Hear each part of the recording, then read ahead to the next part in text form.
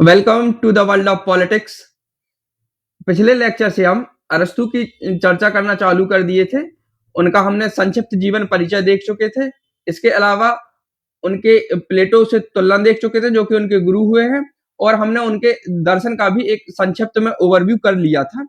आज के इस लेक्चर में हम अरस्तु से रिलेटेड कुछ अन्य जानकारी के बारे में चर्चा करने वाले हैं, जैसे कि उनके सबसे पहले तो जो मुख्य किताब है द पॉलिटिक्स, उसकी हम विस्तार से चर्चा करने वाले हैं। बहुत क्वेश्चन पूछे जाते हैं उस किताब से। उस किताब का एक ओवरव्यू देखने वाले हैं। इसके अलावा हम उनकी अध्ययन पद्धतियां, यानी वो अप्रोच क्या लगाते थे किसी चीज का अध्ययन करने में या ज्ञान प्राप्ति के लिए, उन अध्ययन पद्धतियों का विस्तार से अध्ययन करने वाले हैं और देखने वाले हैं कि प्लेटो से उन अध्ययन पद्धतियों में अरस्तु की अध्ययन पद्धतियां कैसे भिन्न है। इसके अलावा हम उनके आदर्श राज्य की संकल्पना को भी देखेंगे और उसका विकास और स्वरूप की भी चर्चा करने वाले हैं। तो चलिए बढ़ते हैं आज की लेक्चर्स की ओर और शुरू करते हैं अरस्तु महोदय को। हम पहले ही लेक्चर से ये देख चुके हैं और आप भी जानते होंगे कि अरस्तु महोदय का जो लेखन है या ज्ञान के क्षेत्र हैं वो काफी व्यापक रहे हैं और उनकी किताबों की रेंज भी काफी रही है। 200 के समथिंग उन्होंने ग्रंथ और किताबें लिखी हैं। इन्हें कुछ मुख्य 4-5 क्षेत्रों में विभाजित किया जाता है, तो हम उनका वर्गीकरण देख सकते हैं। ऐसा हो सकता है कि क्वेश्चन पूछा जा सके कि यह किताब किस क्षेत्र से संबंधित है। हालांकि अभी तक ऐसे क्वेश्चन बहुत कम पूछे जाते हैं, लेकिन अब जो कि रिपीटेड क्वेश्चन बहुत ज्यादा हो गए हैं, तो कुछ नया करने के चक्कर में ऐसे भी क्वेश्चन आ सकते हैं। तो हम इसको भी देख लेते हैं। ये अच्छा वर्गीकरण है।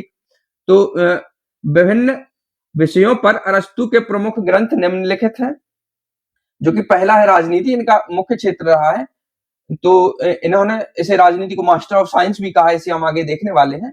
द पॉलिटिक्स और द कॉन्स्टिट्यूशन।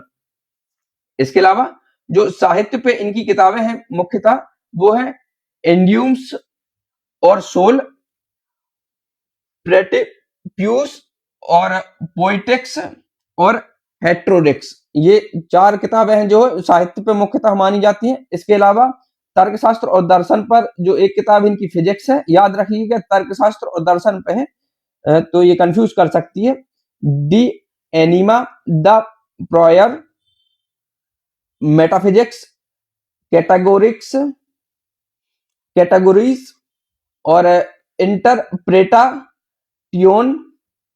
इसके अलावा एक किताब ये है इनकी पोस्टेरियोर और एनालिस्ट द टॉपिक्स। ओके, अब हम आगे बढ़ते हैं और देखते हैं इनकी भौतिक विज्ञान से संबंधित ग्रंथ। मेटियोरोलॉजी, इसके 4 भाग माने जाते हैं। इसके अलावा जो शरीर विज्ञान पे किताब है वो फेमस किताब है, आपने भी सुना होगा, हिस्ट्री ऑफ एनिमल्स। और जहां तक मुझे याद आ रहा है, अरस्तु को जीव विज्ञान का पिता यानी बायोलॉजी का फादर कहा जाता है। वो इसी किताब के लेखन के कारण कहा जाता है, हिस्ट्री ऑफ एनिमल। बाकी एक बार देख लीजिएगा इसको। अब हम इनके अलावा अब हम विस्तार से इस ग्रंथ की चर्चा करने वाले हैं, द पॉलिटिक्स की, जो कि उनका प्रमुख ग्रंथ माना जाता है। हालांकि कुछ विद्वान ऐसा बोलते हैं, जैसे कि मैंने पिछले लेक्चर्स में भी बताया था, कि यह मूल स्थिति में नहीं मिला है। इवन इसका कंक्लूजन तक नहीं है। ये किताब ऐसे अधूरी सी मिली है, लेकिन फिर भी हमें जितनी मिली है या जितने इसका उद्धरण हमें प्राप्त हुए उसके आधार पर हम इसको देखेंगे। इस ग्रंथ का मुख्य उद्देश्य नगर राज्य है। इसका उद्देश्य नगर राज्य यानी एक पॉलिस की स्थापना करना है। इसे पॉलिटी भी कहा जाता है, पॉलिटी। अब प्लेटो को आपने पढ़ा होगा और उनका जो आदर्श राज्य था वो रिपब्लिक था। रिपब्लिक में वर्णित एक आदर्श राज्य था जिसे रिपब्लिक ही कहते थे। तो वो उनका आदर्श राज्य था। लेकिन जो प्लेटो के बाद उनके शिष्य हुए हैं अरस्तु, उनका आदर्श राज्य पॉलिटी था, या पोलिस जिसे भी कहा जाता है, नगर राज्य। उसका शाब्दिक अर्थ नगर राज्य होता है, वो था। इसके अलावा जो पोलिस शब्द से ही पॉलिटिक्स शब्द की उत्पत्ति मानी जाती है, जो कि इनके किताब का नाम है, और बाद में राजनीति में भी आया। अरस्तु ने इस ग्रंथ में न केवल राजनीति को नैतिकता और नीति से भिन्न बताया है, अपितु राजनीति को सर्वोत्तम विज्ञान या मास्टर साइंस कहा है। तो जो इनके पहले इनके गुरु प्लेटो हुए हैं, वो नैतिकता की बड़ी बातें करते थे। आपने देखा होगा नैतिकता और नीति वगैरह ऐसी कुछ, लेकिन अरस्तु जो थे वो व्यवहारिक आदमी थे, वो नैतिकता की धरातल से व्यवहारिकता की धरातल पे अपने काम को जाते थे, और राजनीति को नैतिकता या दर्शन से अलग किया, तो इसलिए ये राजनैतिक वैज्ञानिक भी कहे जाते हैं, राजनैतिक वैज्ञानिक पहले। और अगले पॉइंट में हम देखेंगे इनकी इस ग्रंथ में वर्णित प्रमुख सिद्धांत और अवधारणा, इनका एक ओवरव्यू आप यहाँ ले लीजिए, बाकी आगे हम इनकी विस्तार में चर्चा करने वाले हैं। और जैसा कि पहला पॉइंट है राज्य की प्रकृति और राज्य के उद्गम से संबंधित अवधारणा, ये तो हम आज ही देख लेंगे। इसके अलावा राज्यों का वर्गीकरण, नागरिकता का सिद्धांत, न्याय के स्वरूप का वर्णन। इनका नागरिकता से जो संबंधित सिद्धांत है बड़ा मजेदार सिद्धांत है, रोचक सिद्धांत है, इसे हम आगे जाके देखने वाले हैं कि कैसे वो दास प्रथा को नागरिकता के आधार पर सही साबित करने की कोशिश करते हैं, नागरिकों को अलग अलग प्रकार बताते हैं, उनके लिए शर्तें रखते हैं कि अगर आप सार्वजनिक कार्यों में भागीदारी कर रहे हैं, जैसे आज की वोटिंग वगैरह से हम जोड़ सकते हैं, तभी आपको नागरिकता दी जाएगी, आपके पास संपत्ति होनी चाहिए, आपके पास टाइम होना चाहिए राज्य या सार्वजनिक कार्यों में भाग लेने के लिए, इसीलिए आपके पास दास होना चाहिए। तो आगे हम इसकी चर्चा करने वाले हैं। और दास प्रथा पर अरस्तु के विचार, इससे पहले ये एक और पॉइंट है क्रांति से संबंधित इनका सिद्धांत, ये जो यथास्थितिवादी माने जाते हैं, यानी जो परिवर्तनों को रोकना चाहते हैं, ऐसा इनके दर्शन से हमें प्रतीत होता है। हालांकि बाई वर्ड तो इन्होंने कहीं नहीं बोला अपने आप को ऐसा, लेकिन जो बातें करते हैं कि राज्य में क्रांति होने से रोकने के लिए हमें मध्यम वर्ग के शासन की ओर ध्यान देना चाहिए, ना तो राज्य में ज्यादा अमीर हो ना ज्यादा गरीब हो, तो ये मध्य मार्ग का उनका सिद्धांत माना जाता है। इसे भी हम आगे कुछ लेक्चर्स में अच्छे से देखने वाले हैं। तो ये भाई ये क्रांति से संबंधित इनके विचार, ये क्रांति के कारण बताते हैं, उसे रोकने का उपाय भी बताते हैं, बहुत सारी चीजें। एक और सिद्धांत आता है इनका, इसी किताब में आता है, सामूहिक निर्णय बुद्धि का सिद्धांत। इसे थोड़ा सा यहीं और देख लीजिए, समझ में आ जाएगा। ये सामूहिक निर्णय बुद्धि का सिद्धांत एक्चुअली ऐसा है कि ये लोकतंत्र के जैसा है। इसमें दो चीजें आती हैं, एक तो लोकतंत्र और एक आता है कुलीन तंत्र।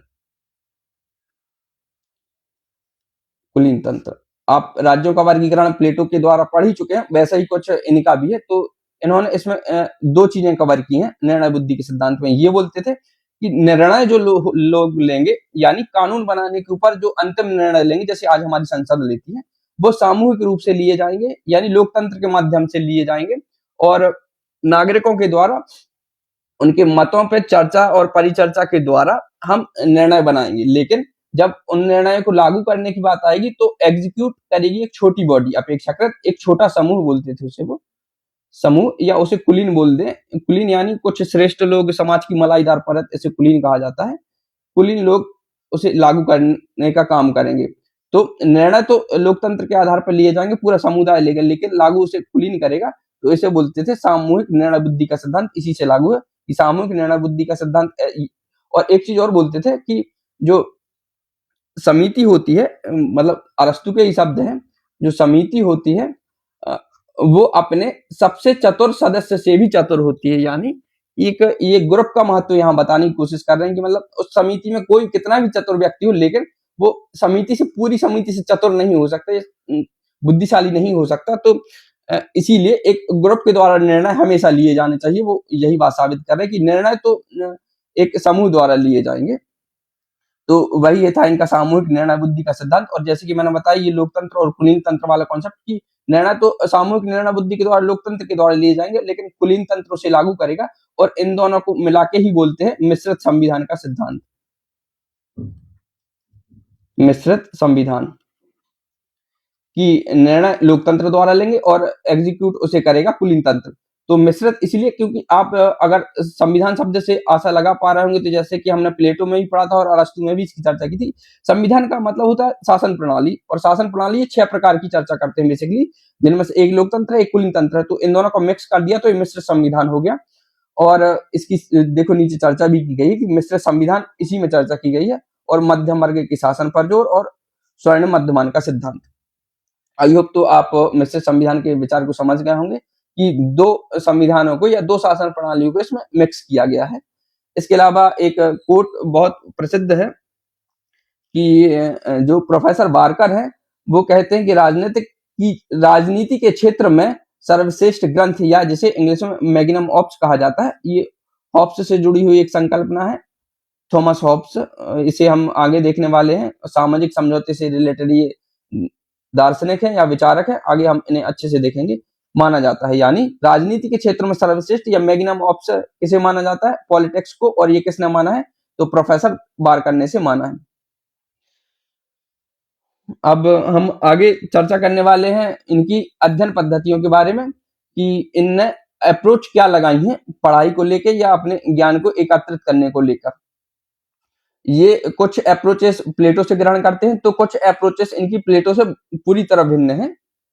और जो एक पहली अप्रोच है जो पूरी तरह भिन्न है और सबसे ज्यादा इंपॉर्टेंट है, वो है आगनात्मक अध्ययन पद्धति, यानी इंडक्टिव मेथड।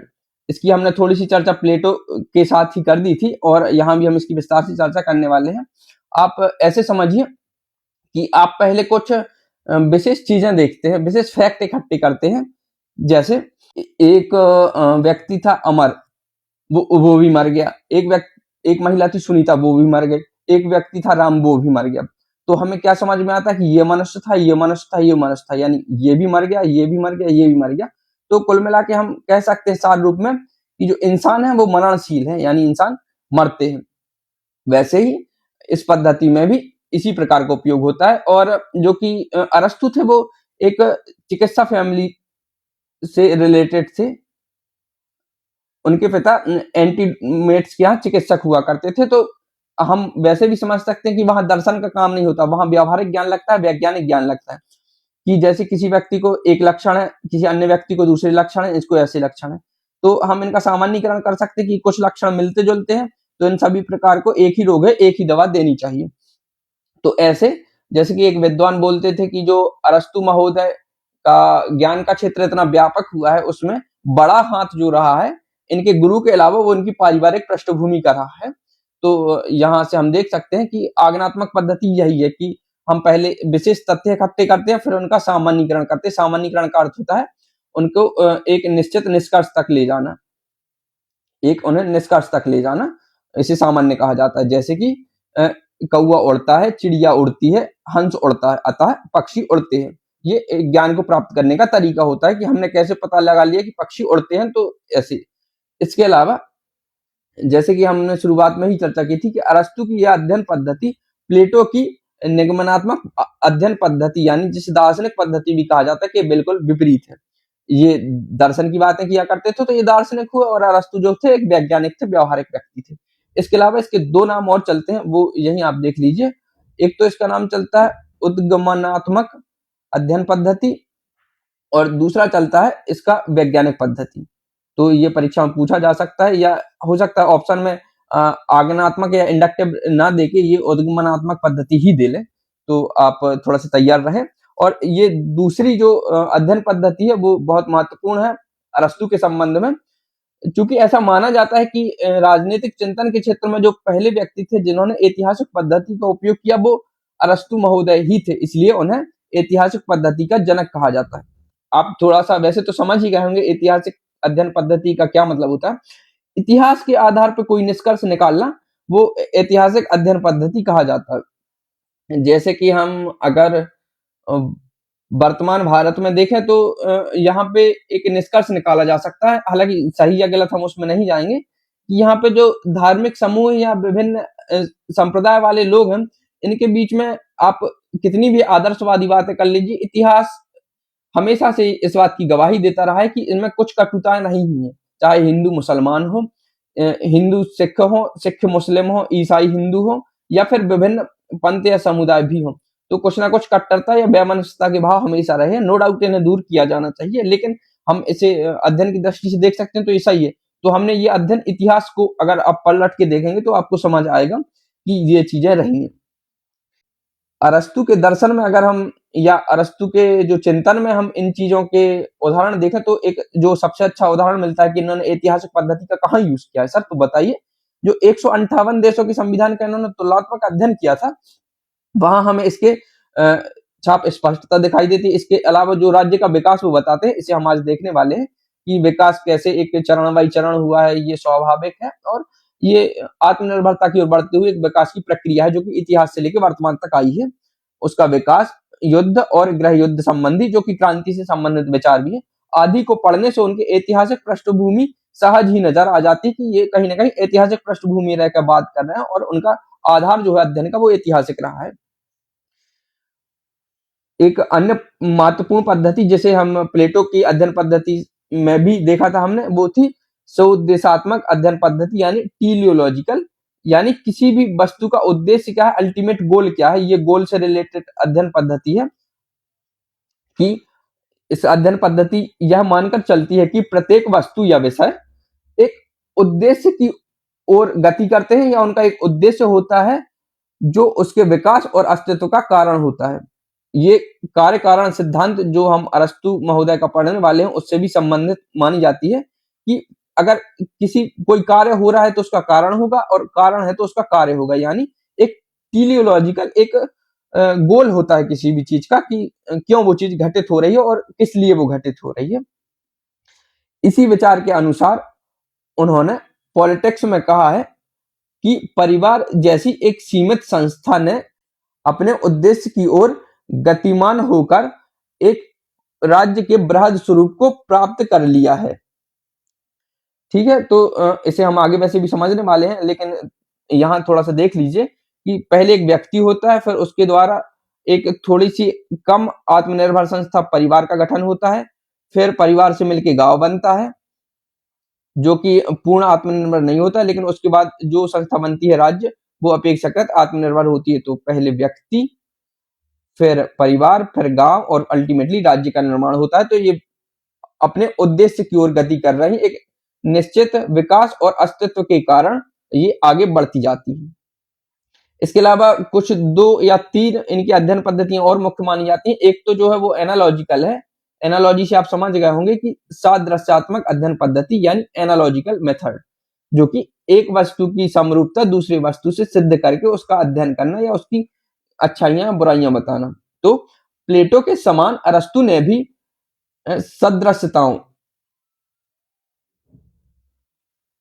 सदृश्यताओं का प्रयोग अपने विचारों को और स्पष्ट अभिव्यक्ति के लिए किया है।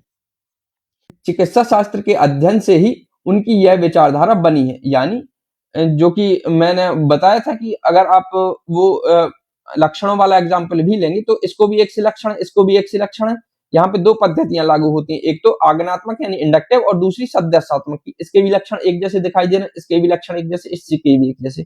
तो हम इन तीनों को एक जैसा मान सकते हैं कि इन्हें एक जैसी ही बीमारी है, जो कि कोरोना से भी इसका एग्जाम्पल ले सकते हैं कि इसे खांसी छींक है, इसे भी खांसी और छींकें आ रही है, इसे भी खांसी और छींकें आ रही है। तीनों को जुकाम हो रखा है, कमजोरी आ रही है, तो हम मान सकते हैं कि तीनों को कोरोना है। ऐसे ही कुछ अध्ययन पद्धति थी अरस्तु की सदृश्यात्मक की, हम एक तीनों का कंपैरिजन करके किसी वस्तु से देख सकते हैं कि क्या है।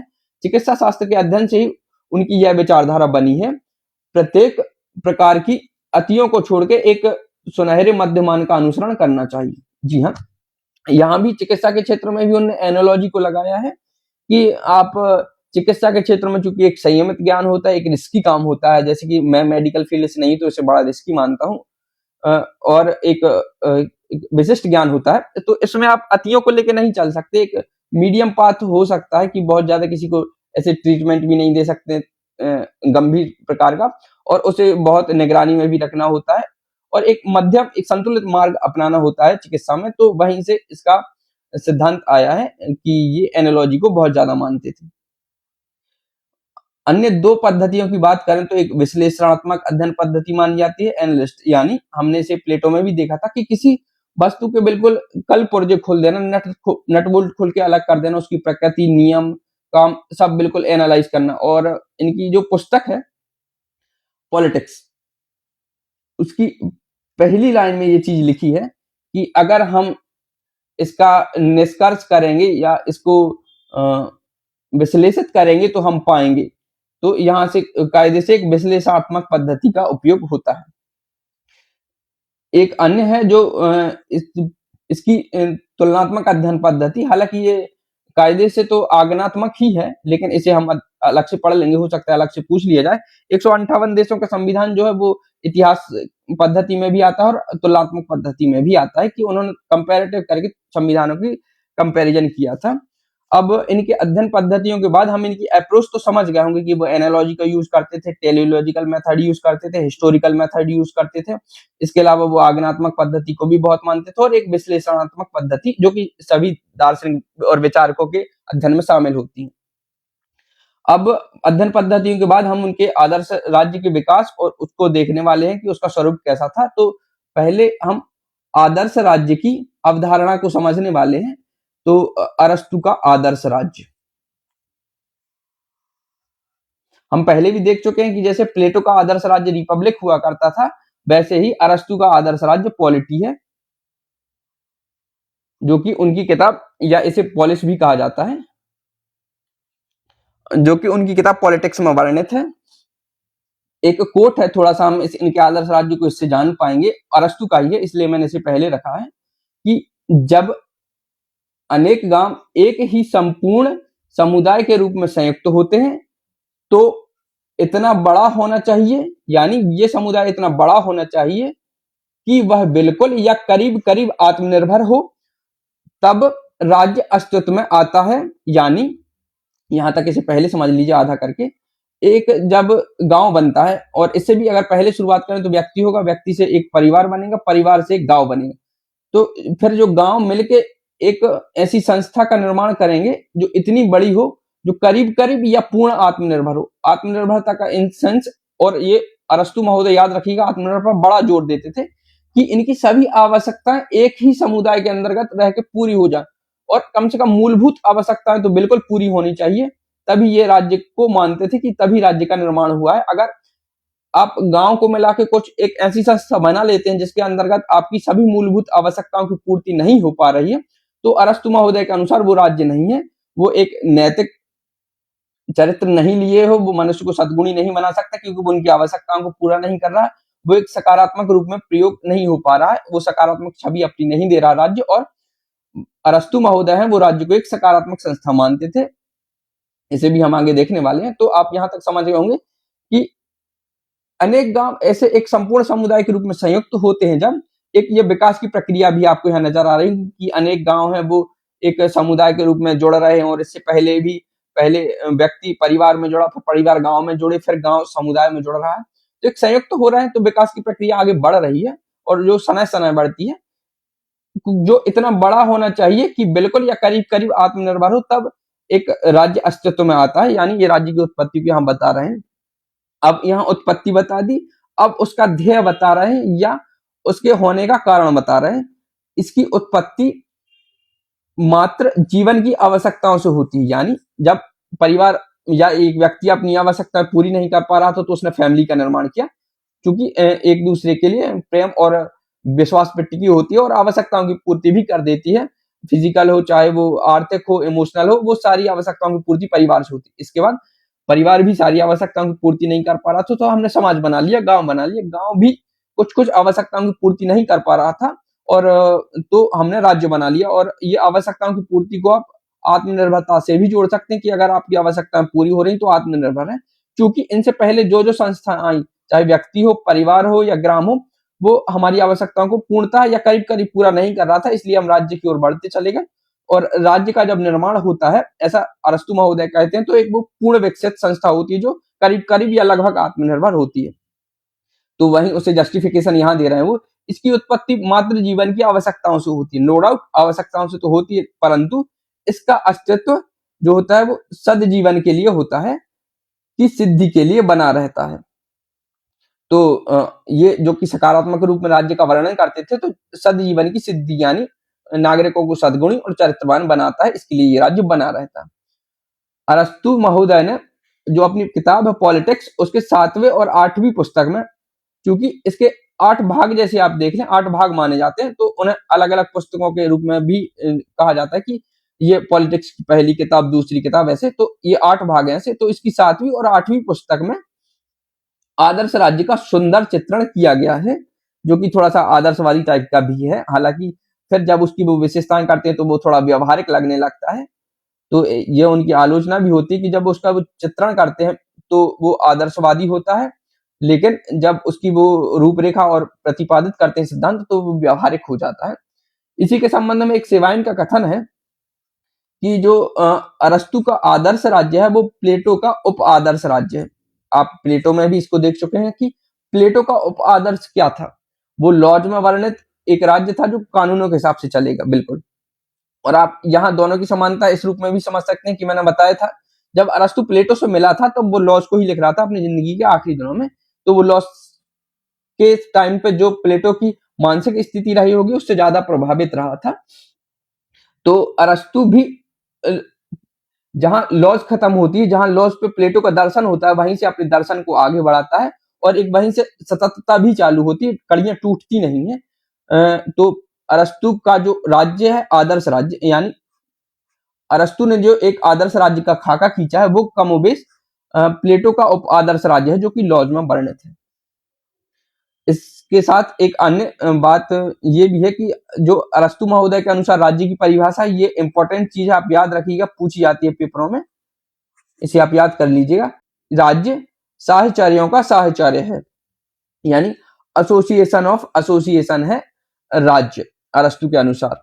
अब हम इसकी अवधारणा के अलावा थोड़ी सी इसकी उत्पत्ति देख लेंगे, हालांकि घुमा फिरा के सब इसी टाइप की बातें हैं, अलग कुछ भी नहीं है। एक आदर्शवादी टाइप की एक सकारात्मक बात है, आदर्शवादी से ज्यादा सकारात्मक बात है, अच्छी बातें कुल मिला के साधारण भाषा में कहें तो। आप यहाँ देख सकते हैं कि जो राज्य की उत्पत्ति और विकास से संबंधित जो अरस्तु महोदय बातें करते हैं, एक सकारात्मक परिप्रेक्ष्य में, एक विकासात्मक परिप्रेक्ष्य में, एक नैतिक परिप्रेक्ष्य में बातें होती हैं। तो थोड़ा सा राज्य की उत्पत्ति को हम पुनः एक बार और देख लेते हैं। वैसे तो हम 2-3 बार इसी लेक्चर में चर्चा कर चुके हैं, लेकिन आपके दिमाग में छवि बन जाए तो एक बार और उसकी हम उत्पत्ति को देख लेंगे। तो पहले व्यक्ति हुआ, व्यक्ति के बाद ये थोड़े से अधिक आत्मनिर्भर और आवश्यकताओं की पूर्ति के लिए इसने परिवार का गठन किया। इसके साथ ही परिवार में उसकी सभी आवश्यकताएं पूरी नहीं हो सकती थी, उसने ग्राम समुदाय का निर्माण किया, और जो कि थोड़ा सा ज्यादा आत्मनिर्भर था, लेकिन पूर्ण आत्मनिर्भर नहीं था या करीब करीब नहीं था। तो इसलिए उन्होंने करीब करीब आत्मनिर्भरता के लिए एक नए राज्य का विकास कर लिया, जो कि एक स्वाभाविक था, यानी ऑटोमेटिक उसका विकास हुआ था। वो प्राकृतिक था, कृत्रिम नहीं था, और वो आंगिक था, यानी ऑर्गेनिक था। ऑर्गेनिक उसे माना जाता है, इसका मतलब होता है कि ये सवयवी था, यानी ये अब जैसे इंसान की आप बॉडी देख लीजिए, तो इसमें मुंह होंगे, हाथ, पाव और ये बाकी का मिडल वाला एरिया। तो इसके विभिन्न अंग है, सिर है, हाथ है, पाव है, ये सब इससे मिलके बने होंगे। तो ये आंगिक है, यानी कोई एक चीज पूरा इंसान नहीं, विभिन्न चीजों में से हम बांट के देख सकते हैं। तो वैसे भी जो राज्य की कल्पना होती है, समयवी राज्य की संकल्पना, इसे आप आगे बहुत पढ़ने वाले हैं तो यही समझ लीजिए। सायवी जो संकल्पना होती है उसमें ऐसा माना जाता है, इसे ही जैविक कहते हैं, और इसे ही एक और नाम दिया जाता है, वो है आंगिक। ये आंगिक संस्था यानी विभिन्न अंगों से मिलकर बनी हुई है। तो इसमें आप देख सकते हैं कि ये एक थोपी गई, ये कृत्रिम संस्था नहीं है या जिसे एक दिन में बना दिया गया हो समझौते के द्वारा। आप सामाजिक समझौते का भी सिद्धांत पढ़ेंगे जो सोफिस्ट मानते थे और तत्कालीन एथेंस में चलता भी था, जो कि था सामाजिक समझौते का सिद्धांत, जिससे लोग मिल बैठ के एक समझौता करके राज्य का निर्माण कर लेते थे। इसी सामाजिक समझौते से संबंधित उत्पन्न राज्य की अवधारणा का खंडन प्लेटो, अरस्तु और सुकरात सभी ने किया है, जो कि इस टाइप के राज्य को मानते थे, सवयवी, जैविक और एक आंगिक राज्य की अवधारणा को मानते थे। आई होप आपको राज्य की उत्पत्ति का सिद्धांत समझ में आ गया होगा। इनका कुछ नहीं है, एक सिंपल सी चीज है, आत्मनिर्भरता के लिए विकास की एक प्रक्रिया है जिसकी ओर पहले व्यक्ति, फिर परिवार, ग्राम और फिर राज्य तक विकास पहुंच गया है। आइए अब अरस्तु के अनुसार कुछ राज्य की विशेषताएं देख लेते हैं। ये चूंकि परीक्षा में पूछी गई चीजें इसलिए मैंने सबको साथ में लिख दिया है कुछ नहीं, सब वही घुमा फिरा के बातें हैं, अलग अलग भाषाओं में लिखा गया है, लेकिन आपको सबको याद रखना होगा। राज्य का जन्म विकास के कारण हुआ, यह कृत्रिम संस्था नहीं है जैसे कि सोफिस्ट मानते थे। अतः राज्य की उत्पत्ति प्राकृतिक है, यानी एक प्राकृतिक राज्य है। प्राकृतिक हुआ तो स्वाभाविक राज्य है। इसके साथ ही इसका उद्देश्य और कार्य नैतिक है, जैसा कि मैंने बताया कि इंसान को सद्गुणी और चरित्रवान बनाने के लिए राज्य की उत्पत्ति हुई है। राज्य की आवश्यकताओं को पूरा करने के लिए, आवश्यकता भी सकारात्मक आधार पे उन्हें नैतिक बनाना है, सद्गुणी बनाना है।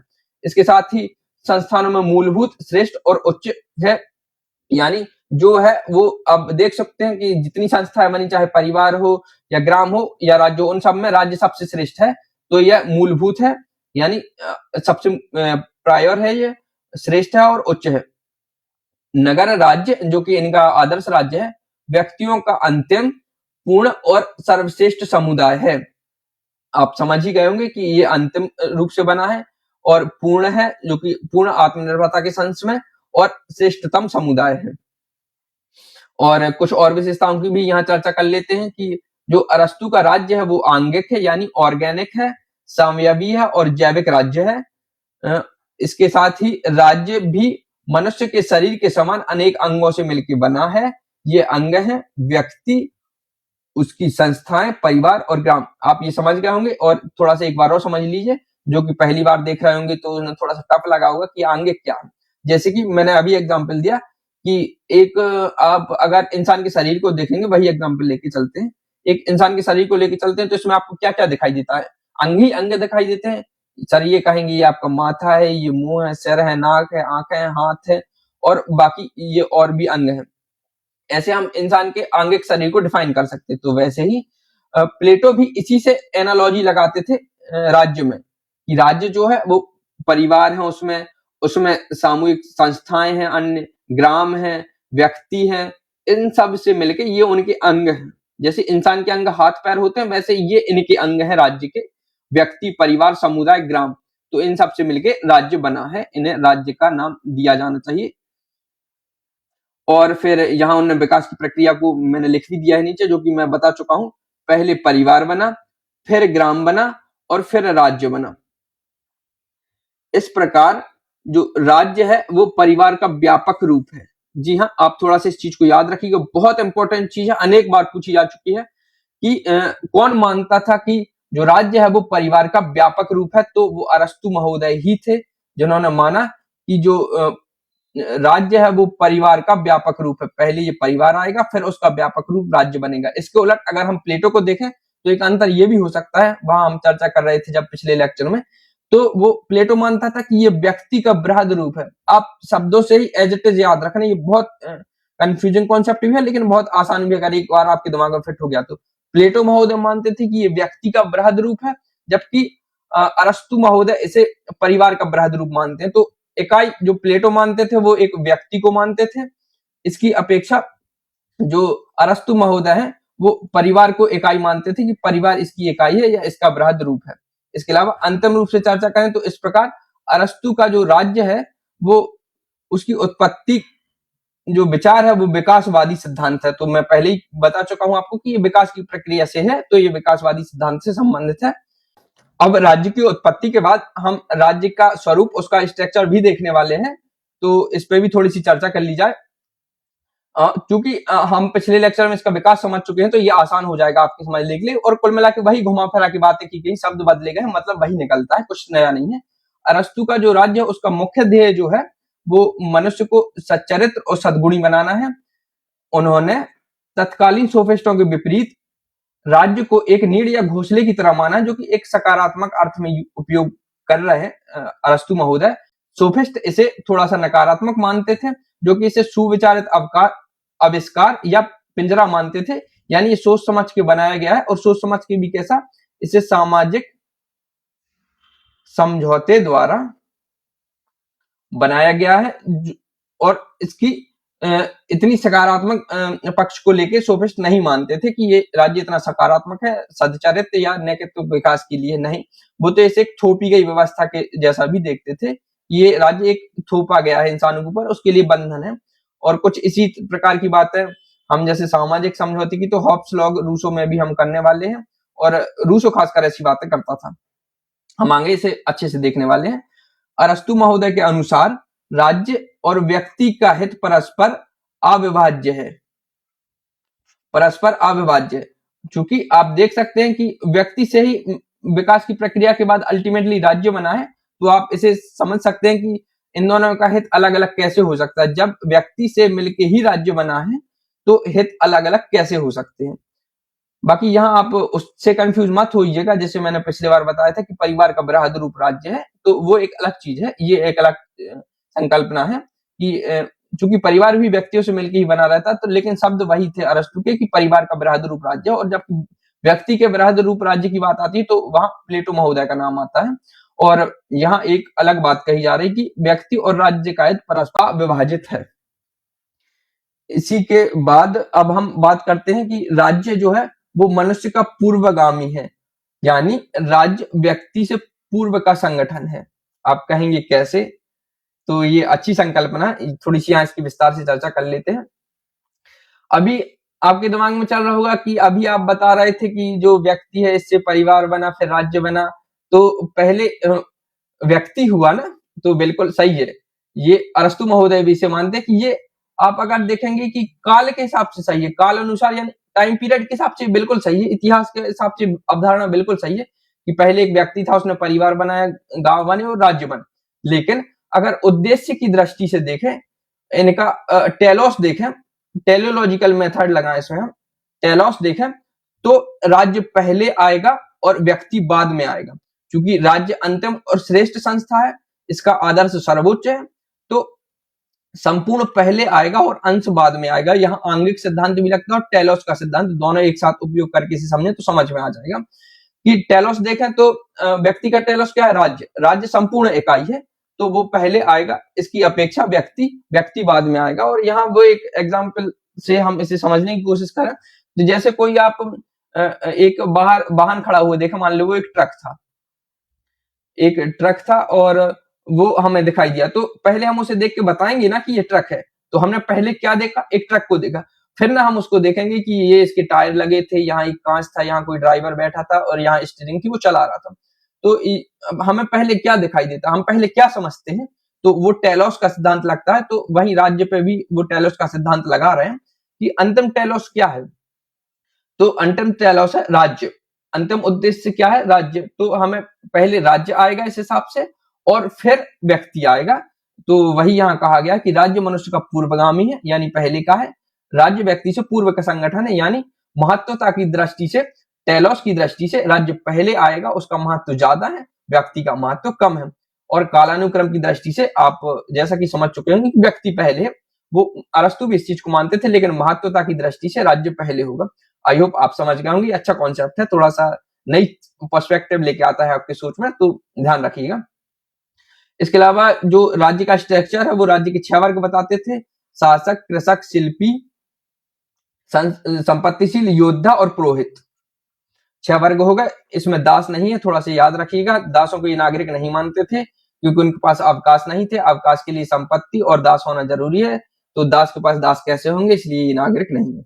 ऐसे हम आगे देखेंगे, बड़ा इंटरेस्टिंग सा टॉपिक है। और कहते थे कि जो अवकाश है वो अवकाश है ना, जो वो कार्यों से श्रेष्ठ है, श्रेष्ठ है। तो कुछ लोग बोल रहे होंगे कि सर ये तो वही निठल्लेपन जैसी बातें हैं कि पढ़े पढ़े रहो, अवकाश श्रेष्ठ है कार्य से। तो वो वाला अवकाश है, ये चिंतन वाला अवकाश है। इसे हम आगे जाके अच्छे से देखने वाले हैं।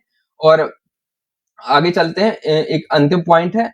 अरस्तु ने कहा है कि राज्य तो स्वाभाविक रूप से बहुआयामी रहा है, अत्यधिक एकता की ओर बढ़ना विनाश करना होगा। कितनी अच्छी बात कही है कि अत्यधिक एकता की ओर बढ़ना विनाश करना होगा। आप वर्तमान संदर्भ में से यूएसए से लगा के देख सकते हैं, वहां पे जो मागा का सिद्धांत चल रहा है, मेक अमेरिका ग्रेट अगेन वाला, उससे लगा के देख सकते हैं। ऐसा कहा जाता है कि जो ट्रंप महोदय है वो वहां का जो भिन्नता है उसे समाप्त करने वाले हो, थर्ड जेंडर को तो निपटा ही दिया है। इसके अलावा भी वो प्रवासियों को या बाहर की संस्कृति को वो एक रोकने का, उस पर संरक्षणवादी थोपने का इल्जाम लग रहा है उन पे, और ऐसा चल भी रही चीजें, इल्जाम खाली नहीं है। तो 2500 साल पहले उन्हीं के जो यूरोपीय साथी यूनान है, वहां के एक दार्शनिक ने ऐसी चीजें कह दी थी कि राज्य तो स्वाभाविक ही बहुआयामी है, यहाँ चिंतन और विचार के बहुआयाम, संस्कृति बहुआयामी, हर क्षेत्र में बहुआयामी होना चाहिए। अत्यधिक एकता की ओर बढ़ना विनाशक हो सकता है। तो मेरा भी ऐसा समझना है कि अमेरिका कहीं ना कहीं अपने पांव पीछे खींच रहा है। ये डुबो के मानेगा अमेरिका को ट्रंप, आप देख लेना, पांव पे कुल्हाड़ी मान लेंगे ये। बॉस बनने की चाहत में जो है वो भी ना बचेंगे एक दिन, आप देख लेना इनको, जो कि ये चीजें जैसे संरक्षणवादी नियम अपना रहे। बाकी धन्यवाद, आप अंत तक जुड़े रहे। आई होप आपको ये लेक्चर पसंद आया होगा। कल मिलते हैं एक नए लेक्चर्स के साथ, जहां हम इनके राज्य की संकल्पना की और बातें करने वाले हैं। नागरिकता, इसके संबंध में दास का बड़ा इंटरेस्टिंग एक सिद्धांत है। बाकी हम कुछ और अलग अलग चीजें भी इसकी देखने वाले हैं। तो आपका दिन शुभ हो। धन्यवाद।